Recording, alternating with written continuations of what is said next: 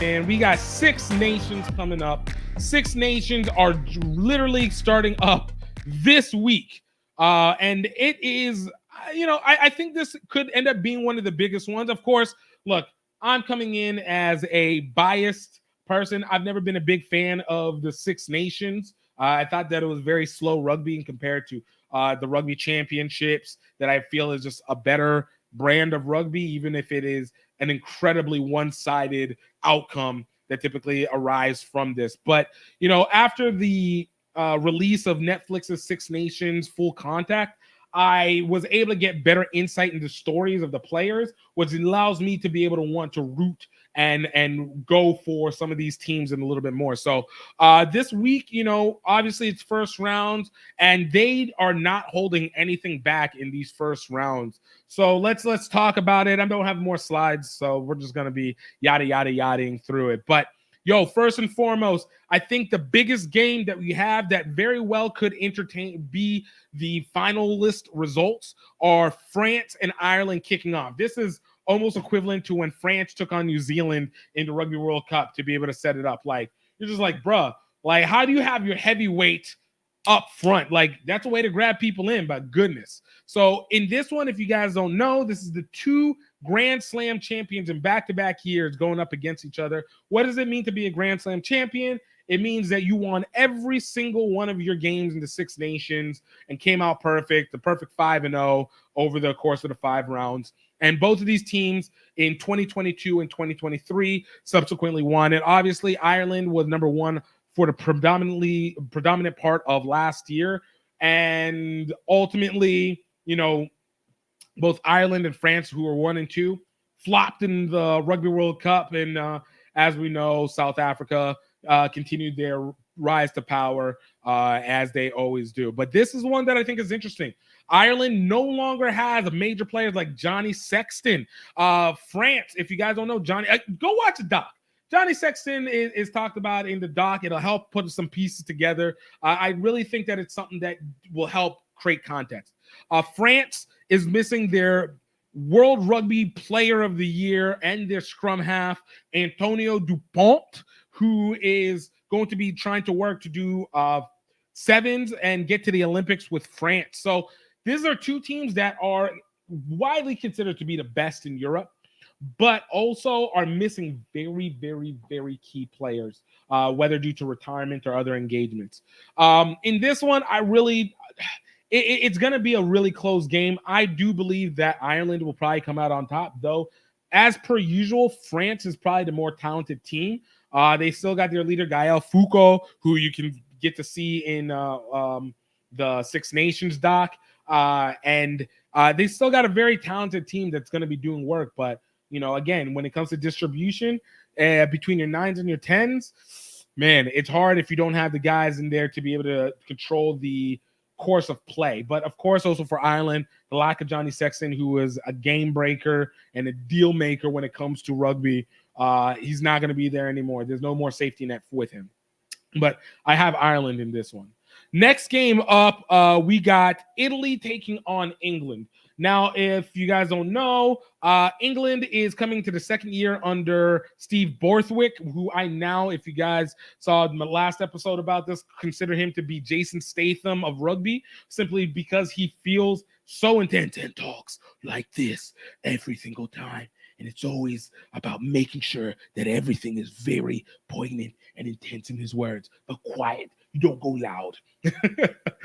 But I think that this England team is very much improved.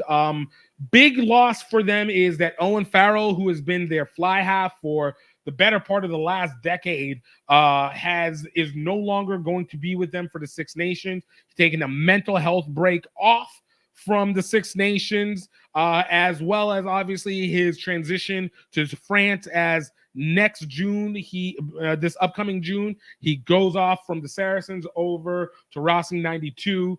That is a big loss. And then there was just recent news that Marcus Smith will not be playing, who is their backup and an up-and-comer, will not be playing in this first game for Six Nations against Italy. But they got the guy named Michael George, And that dude's a kicking legend. You saw him at the Rugby World Cup, absolutely booting it from wherever. Great distributor. Played for Northampton. Great dude. So I think in terms of fly half, barring a major injury, England should be good. Italy, they have a whole new coach. They have a lot of up and coming players that are really hungry. From the dock, it looked like they are. I mean, they have a history of losing to the point where people want them kicked out of the Six Nations or relegated out for Portugal or Spain or Georgia to be able to enter into it. Last season, if you look at the doc, they look pathetic. Not necessarily just on the field, but like the culture was pathetic. It was really sad, even though I give credit to the coach, tried his best, but when you ain't got it. This is like 2016 Detroit Lions. This is basically every single year of the Raiders since 2001. The Las Vegas or Oakland Raiders. Like, this is a team that is sad, just sad with a history of losing. But they do have new culture. I don't think they're going to end up doing anything against England. I think they're still going to find themselves. I think the last two games is when you're going to start to see Italy pop up. But I look for England to really dominate this game and absolutely take it. There's no doubt that I think England is a much more improved team coming off of Eddie Jones. And then now, like I said, a second year under Bolswick, we'll be able to see it. And then lastly, you got Scotland versus Wales. Scotland, if you got to watch the doc, I'll always keep referencing, introduced Finn Russell. For those of us who don't know about them like that, because I'll be honest, why the hell would I watch the Six Nations? I have no connection to any of those teams over there. So stories and individuals are what make it a difference. I'll consistently say that. But Finn Russell absolutely going through. I think Scotland is kind of rising up to being one of my favorite teams. They lost Stuart Hogg last year. Injuries, he's retired out. But now you got Blair Kinghorn that's coming up at fullback. Finn Russell, Mr. as he calls him, the Messi of rugby.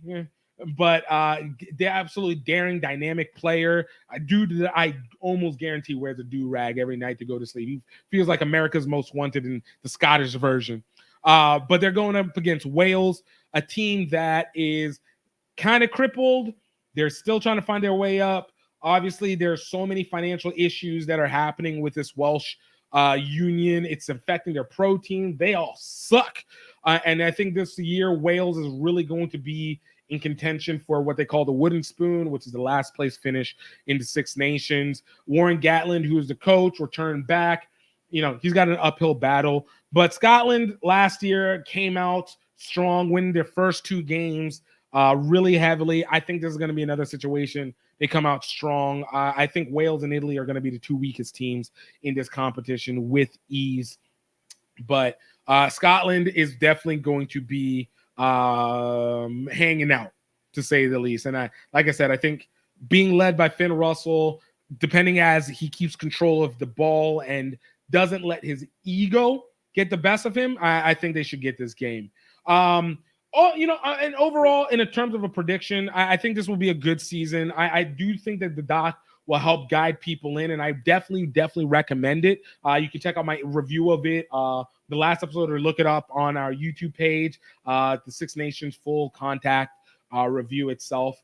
But when it comes to my prediction on who's going to end up winning it, I know the odds all speak to France and Ireland going through with it. But I do think that this year is going to be very different. I think England is out stronger. Jamie George is now the captain. Ellis Genji is still out there. They got a strong cast that is still in unison. Courtney Laws, obviously, as I said, Michael George, and you got a lot of key players in a lot of spots. I actually personally think, and I die a little bit because nobody wants to root for England, but I think England actually comes out on top of this. I think Ireland and France will all lose one game, and I absolutely do not believe there will be a Grand Slam winner in this game. But I do put the points and say that. Put the points. I'm not under rugby odds right now. England is going to take it. But if you guys want to get betting favorites on it, and you guys are really trying to look to, see where you can put money on, definitely go check out on Rugby Wrap Up, the Rugby Odds. It's myself, Matt McCarthy, John Bradford Layfield, John Bradford Layfield, and George Hook of Irish, the Irish former coach, John JBL, the former wrestler, and just talking about it in more details. Great insight into it. Definitely go check that out. But let me know what you guys think. I want to know, where do you guys feel like this Six Nations is going to be about? What do you think is going to be the overall standing for the competition? Do you think that we're going to see more casuals entering into it, or do you think we're going to get another ho-hum, kind of end up in a predictable outing? I'm hoping it becomes unpredictable. I hope Scotland comes in second, England first, France and Ireland on a surprising third and fourth, with Wales and Italy at the bottom, though. I want Italy to at least get a game, and Wales, you've had success in the past. Italy needs a not wooden spoon for once. I ain't convinced.